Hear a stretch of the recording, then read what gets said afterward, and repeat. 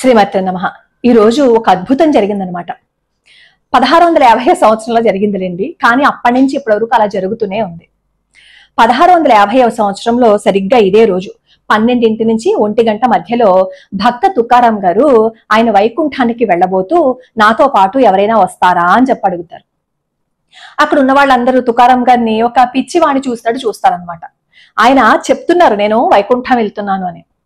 ఉంటాడుగా పక్కన చెడగొట్టేవాడు, వాడు అంటాడు, వైకుంఠానికి వెళ్తానంటే ఎలా నమ్ముతున్నావు నువ్వు, ఎవరైనా శరీరంతో వైకుంఠానికి వెళ్తారా అని చెప్పి ఒకళ్ళకొకళ్ళు చెడగొట్టుకుంటారనమాట. వాళ్ళు వెళ్ళకపోయింది కాకుండా పక్కనోడిని కూడా చెడగొడతారనమాట. అలా ఎవ్వరు తుకారాం గారి మాటలు నమ్మలేదు. ఈలోపు గరుడ వాహనం వచ్చింది. అధిరోహించి ఈ తుకారాం గారు వైకుంఠానికి వెళ్ళిపోయారు. అలా వెళ్ళేటప్పుడు అప్పటి వరకు వాతావరణం ఎలా ఉంది అంటే ఒక్క ఆకు కూడా కదలకుండా నిశ్శబ్దంగా ఉందన్నమాట. ఎప్పుడైతే ఈ గరుడ వాహనం వచ్చి తుకారాం గారిని తీసుకువెళ్ళిందో ఈ విమానం పైకి లేచేటప్పుడు ఆ వేగానికి ఆ చెట్టు విపరీతంగా కదిలిపోయిందనమాట. ఈ రోజుకి ఇప్పటికీ ఇదే రోజు 12 నుంచి 1 గంట మధ్యలో ఇంద్రాణి నది ఒడ్డునున్న ఆ చెట్టు ఇప్పటికీ ఉంది. 4 నుంచి 5 నిమిషాల సేపు కదులుతూ ఉంటుందన్నమాట. మరి ఇది కల్పన? ఎవరైనా సృష్టించేశారా?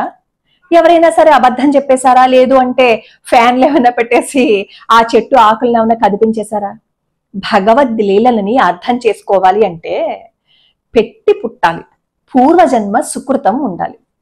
ఈ రోజుకి ఒక్క హేతువాది కూడా అది ఎందుకు మధ్యాహ్నం 12 గంటల నుంచి 1 గంట మధ్యలో మాత్రమే కదులుతోంది, అప్పటి వరకు ప్రశాంతంగా ఉన్న వాతావరణం ఎందుకు ఒకేసారి అంతలాగా ఆ చెట్టు మాత్రమే కదిలింది, చుట్టుపక్కల ఏ చెట్టు ఆకు కదలకుండా అనేది ఈ రోజు వరకు తేల్చుకోలేకపోయారు. ఆ అద్భుతాన్ని చూడడం కోసం లక్షలాది మంది వస్తూనే ఉన్నారు, వస్తున్నారు, ఎప్పటికీ వస్తూనే ఉంటారు. అదంతా అభూత కల్పన, వెళ్ళకండి అంటే మానేస్తారా? మానరు. ఎందుకంటే భగవంతుడు ఉన్నాడు అని ప్రత్యక్ష నిదర్శనము అక్కడ కనిపిస్తోంది కాబట్టి. మనం అనవసరంగా తెలియకుండా మాట్లాడేశాము అని అనుకోండి, తెలిసి భగవంతుడికి పాదాలు పట్టుకుంటే ఎంతైతే అనుగ్రహం ఉంటుందో తెలియక మాట్లాడాము అని అనుకోండి, 1 2 సార్లు భగవంతుడు క్షమిస్తాడు కానీ ఏటెల్ల కాలము భగవంతుడు క్షమించాడు కదా. అలా అనవసరంగా అమ్మవారిని అవమానిస్తే, అమ్మవారికి జరిగే ఉత్సవాన్ని ఆపేస్తే ఏం జరిగింది అనేది కూడా తెలుసుకుందాం మనం. దీని గురించి కూడా నేను చాలాసార్లు చెప్పాను. భక్త తుకారాం గారి గురించి కూడా మన ఛానల్లో వీడియో ఉంటుంది, మీరు ఒకసారి చూడొచ్చు. ఆ పరిసర ప్రాంతాలన్నీ కూడా చూపిస్తూ నేను వీడియో పెట్టాను.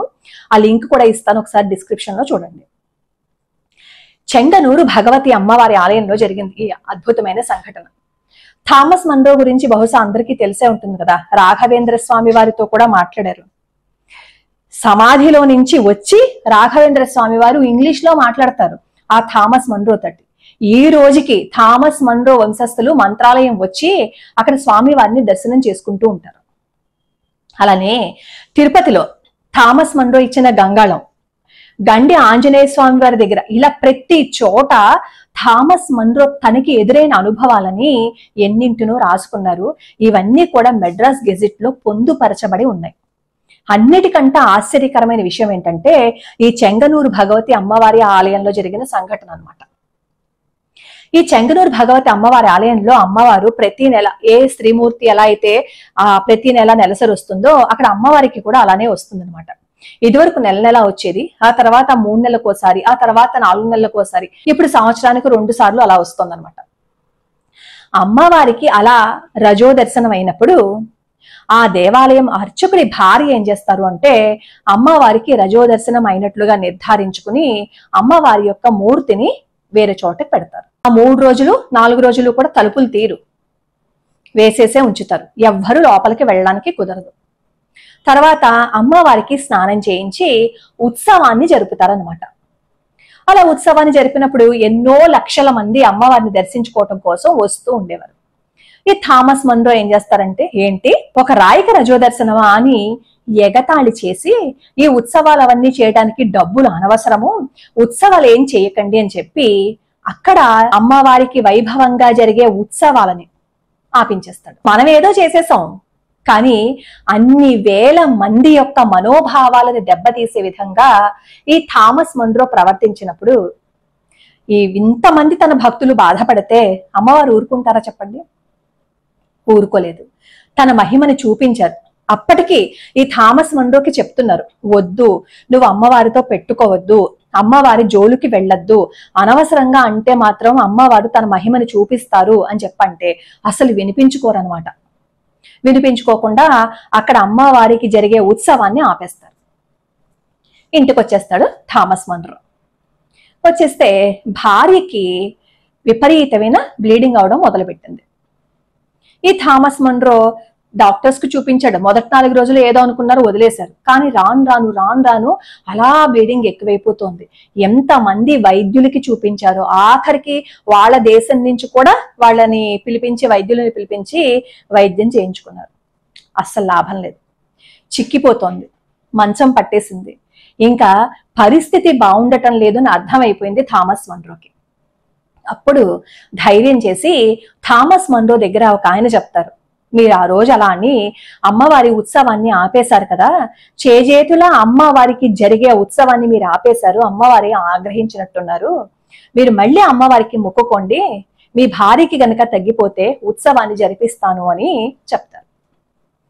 మనసులోనేమో అలా చెప్పాలి అంటే సంకోచం, ఇటు చూస్తే భార్య ఆరోగ్యం బాగుండలేదు. అందుకని అమ్మవారి దగ్గరికి వెళ్ళి మొక్కుకుంటాడు, తప్పు చేశాను, నా భార్య ఆరోగ్యం కుదుట పడేలా చేస్తే మళ్ళీ ఉత్సవాన్ని అంగరంగ వైభవంగా నేను జరిపిస్తాను అని చెప్పి మొక్కుకుంటే, విచిత్రంగా అలా మొక్కుకొని ఇంటికి వచ్చాడు.